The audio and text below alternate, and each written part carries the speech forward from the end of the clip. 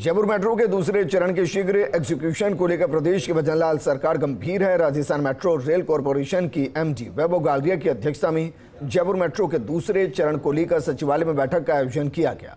इस दौरान गालरिया से एक्सक्लूसिव बातचीत के हमारे एसोसिएट एडिटर अभिषेक श्रीवास्तव ने। जयपुर मेट्रो का सेकंड फेज विद्याधर टोडी मोड़ से लेकर प्रहलादपुरा रिंग रोड तक प्रस्तावित है। इसकी डीपीआर राज्य सरकार की ओर से मंजूरी के लिए भारत सरकार को भेज दी गई है। इस डीपीआर को लेकर क्या चल रहा है और पूरे सेकंड फेज की क्या तैयारियां हैं, इसको लेकर हमारे साथ बातचीत के लिए खुद वैभव गालरिया मौजूद हैं, जो कि राजस्थान मेट्रो रेल कॉर्पोरेशन के एमडी हैं और जयपुर मेट्रो के सीएमडी है। सर, जो सेकंड फेज की डीपीआर है उसकी स्वीकृति की प्रक्रिया कहां तक पहुंची है?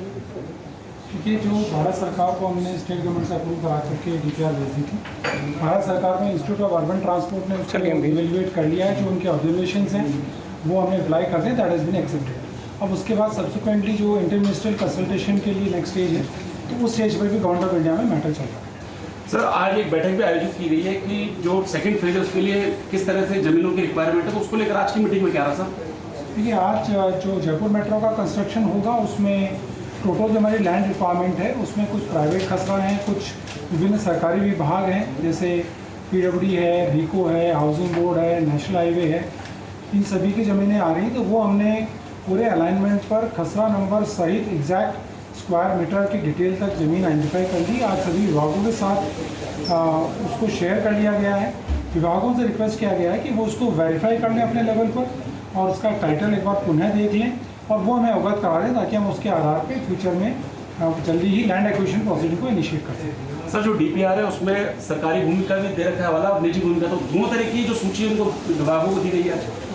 देखिए, जो जैसे जेडीए के नाम पे जो लैंड होती है या हाउसिंग बोर्ड के नाम पे लैंड होती है, क्योंकि अक्वायर होकर के आती है तो रिकॉर्ड में उनके नाम पे होती है, बट कई बार उन भूमियों को जेडीए हाउसिंग बोर्ड द्वारा लीज पर पट्टे के माध्यम से निजी व्यक्तियों को दे दिया जाता है। तो रेवेन्यू रिकॉर्ड में हो सकता है वो सरकारी दिखे, बट एक्चुअल में ओनरशिप उसकी प्राइवेट हो सकती है। तो वो चीज़ रिलेवेंट जो संस्था है जेडीए हाउसिंग बोर्ड वो वेरीफाई करेगी। तो कंप्लीट लिस्ट दी गई है, उसको वो वेरीफाई करके विद इन 2 वीक्स हमें रिवर्ट करेंगे।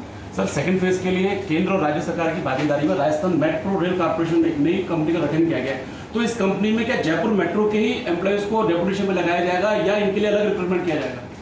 दोनों चीज़ होगी कि जयपुर मेट्रो के हमारे एम्प्लॉयज़ हैं वो भी राजस्थान मेट्रो में काम करेंगे और फ्यूचर में क्योंकि काफ़ी लंबा चौड़ा काम होगा तो कुछ एडिशनल रिक्वायरमेंट भी होगी, तो उसके लिए फ्यूचर में डेपुटेशन रिक्रूटमेंट जो भी मॉडलिटीज तय की जाएगी उसके आधार पर कार्रवाई की। सर, लास्ट सवाल ये कि जयपुर मेट्रो का जो सेकंड फेज है ये मौके पर कब शुरू हो जाएगा? जैसे 3 से 4 महीने या 5 महीने तक केंद्र सरकार में अप्रूवल में लगेंगे, फिर आगे की चीज़ होगी, तो कितना लग जाएगा सर? कब तक अपन ये माने, अपन जनता को क्या बताएंगे कब से काम मौके पर शुरू हो जाएगा? टेंटेटिव अपना टारगेट। मुख्यमंत्री जी के निर्देश भी यही हैं कि जयपुर मेट्रो का काम बहुत जल्दी शुरू हो और वे स्वयं इसकी लगातार मॉनिटरिंग कर रहे हैं।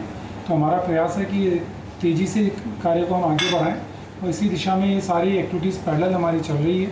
भारत सरकार से अप्रूवल आने के बाद हम कोशिश करेंगे कि इसी वर्ष में इसकी बिडिंग प्रोसेस हम इनिशिएट करें। हमारे साथ है वैभव गालरिया, जिन्होंने सेकंड फेज को लेकर विस्तृत जानकारी दी। कैमरा पर्सन संजय के साथ Abhishek Shrivastava, first India news Jaipur.